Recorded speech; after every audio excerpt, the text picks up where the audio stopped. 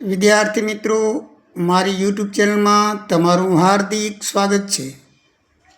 આજે ધોરણ 12 ચેપ્ટર 4 ભાગીદારીના પુનર્ગઠન નામાના મૂળ તત્વો ભાગ 1માં ચોથું ચેપ્ટર છે.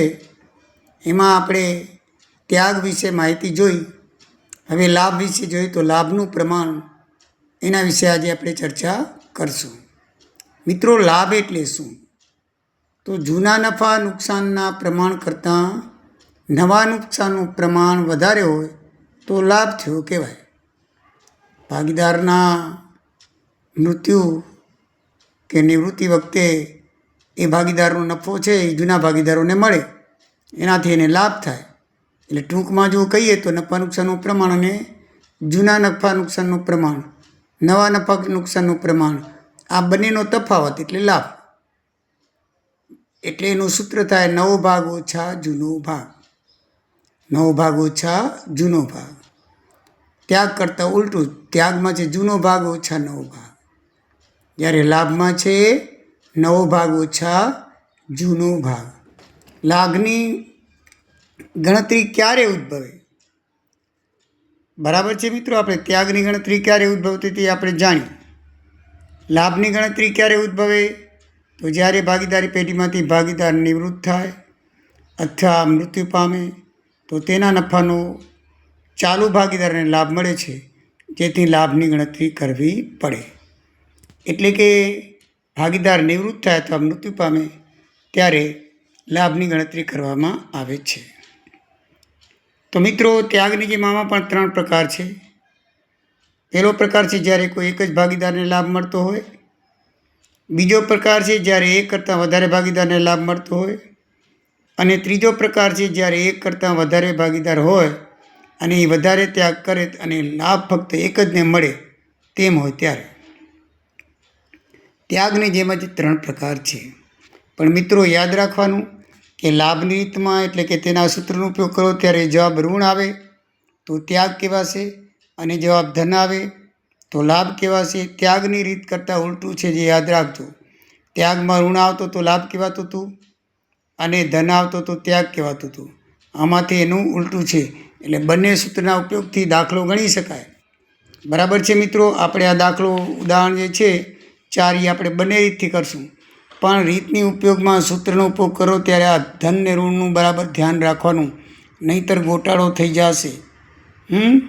જવાબ સરખો જ આવશે, પણ ત્યાગના સૂત્રનો ઉપયોગ કરો ત્યારે અને લાભના સૂત્રનો ઉપયોગ કરો ત્યારે ઉપરોક્ત બાબત જે આ છે એ યાદ રાખો, એ બરાબર ધ્યાનમાં રાખવાનું.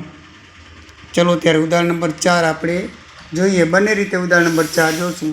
તમારા પાઠ્યપુસ્તક પાના નંબર 113 ઉપર ઉદાહરણ નંબર 4 આપેલું છે. તો ઉદાહરણ નંબર 4ની અંદર આપણે જોઈએ તો ધ્રુવીલ, ગોપી અને મુકુંદ એક ભાગીદારી પેઢીના ભાગીદારો છે. તેમના નફા નુકસાનનું પ્રમાણ 1:1 છે, એટલે સરખા ભાગે વેચે છે.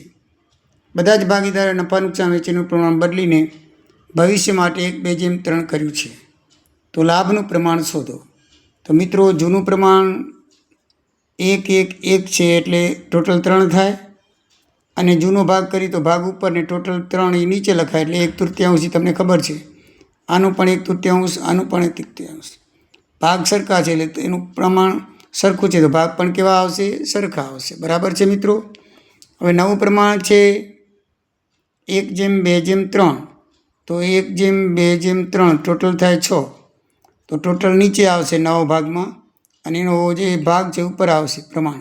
તો 1:6 એટલે 1/6. પછી અહીંયા 2/6. આ ભાગ છે 3 એટલે 3/6. આ એમના નવા ભાગ થયા, 1/6, 2/6, 3/6. અને આ એમનો જૂનો ભાગ હતો 1/3, 1/3, 1/3. હવે આપણે લાભના સૂત્રનો ઉપયોગ કરી અને આપણે લાભનું પ્રમાણ શોધીએ. જો મિત્રો, લાભનું સૂત્ર છે નવો ભાગ ઓછા જૂનો ભાગ. તો ધ્રુવીલનો નવો ભાગ કયો છે? ધ્રુવીલનો ભાગ 1/6. એમાંથી એનો જૂનો ભાગ 1/3 બાદ કરીએ, લસા 6 આવે. દરેક ભાગને 6 વડે ગુણીએ તો 1 - 2 એટલે -1/6 આવે. હવે અહીંયા માઇનસ છે એટલે ત્યાગ લખવાનો. ત્યાગમાં આપણે લાભ લખતા હતા, પણ અહીંયા માઇનસ એટલે ત્યાગ કરવો, એ ધ્યાનમાં રાખવાનું. પછી ગોપીને, તો ગોપીનું શોધીએ તો એનો જૂનો ભાગ છે 1/3 અને નવો ભાગ છે 2/6. તો નવા ભાગમાંથી જૂનો ભાગ બાદ કરીએ, લસા 6 આવશે. બંને ભાગને 1/6 વડે ગુણીએ, લસા 6 વડે ગુણીએ તો 2 - 2 એટલે 0/6 આવશે. એટલે ગોપીને કોઈ લાભ થશે નહીં, શૂન્ય લાભ થશે. શું થશે? શૂન્ય. હવે મિત્રો આપણે જોઈએ મુકુંદને. તો મુકુંદનું નવું પ્રમાણ છે 3/6, જૂનું પ્રમાણ છે 1/3. લસા 6 આવે, દરેક પદને 6 વડે ગુણી તો પહેલા પદનું 3 અને બીજા પદનું 2, 3માંથી 2 જાય તો 1/6. એટલે આ પ્લસ આવે એટલે મુકુંદને 1/6 લાભ મળ્યો. મુકુંદને શું મળ્યો? 1/6 લાભ મળ્યો. તો મિત્રો આ આપણે જે દાખલો ગણ્યો એ ગણ્યો આપણે લાભના સૂત્રથી.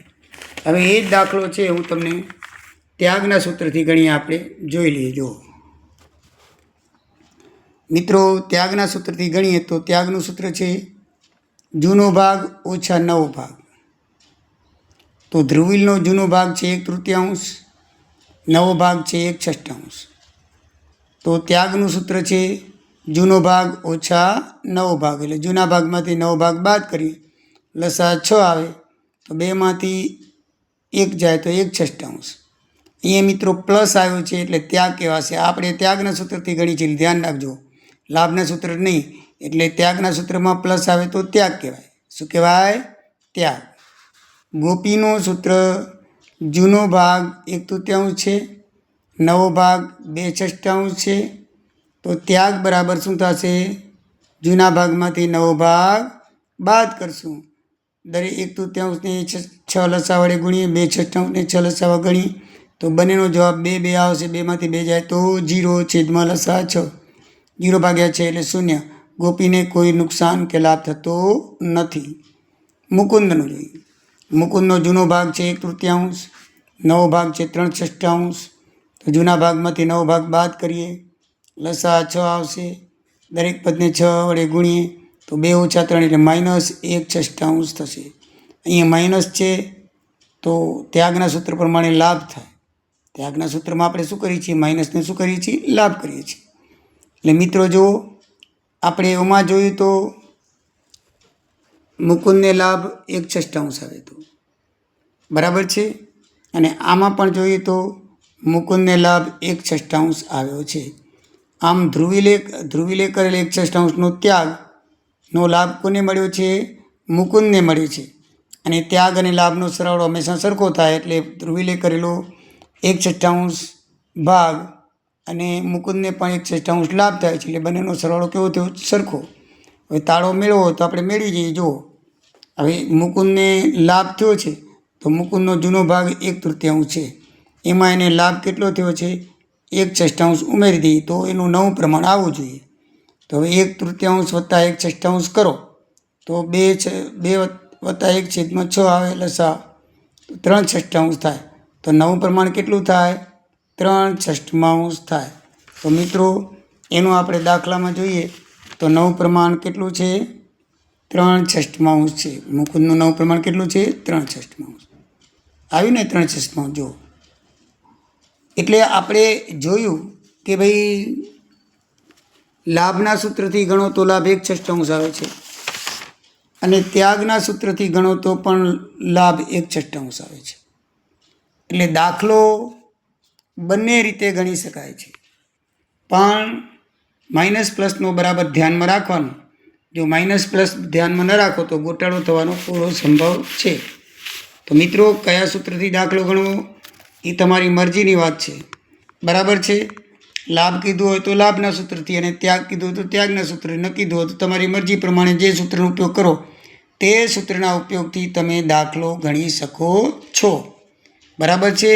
એટલે તમને કન્ફ્યુઝમાં ના રહેવાનું કે ત્યાગના સૂત્રથી ગણશું કે લાભના સૂત્રથી ગણશું તો જવાબ નહીં આવે.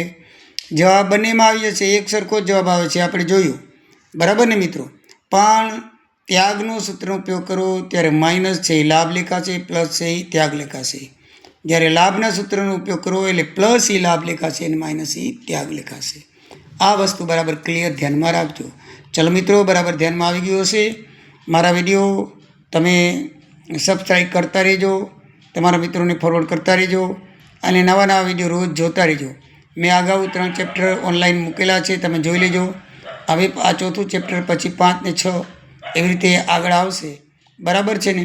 તો આખો કોર્સ દિવાળી પહેલાં તમારો પૂરો થશે. પુનરાવર્તન સહિત દરેક ખાલી જગ્યાઓ, વિકલ્પો બધું જ હું કરાવીશ અને ગયા વર્ષનું પેપર પણ સોલ્વ કરાવીશ. બરાબર છે? ગયા વર્ષનું પહેલી કસોટીનું પેપર હું તમને સોલ્વ કરાવીશ, એટલે કેવી રીતે પેપર પૂછાય છે એ પણ તમને ખ્યાલ આવે. તો ચલો મિત્રો, આવજો. જય ભારત, જય દ્વારિકાધીશ, જય સિયારામ.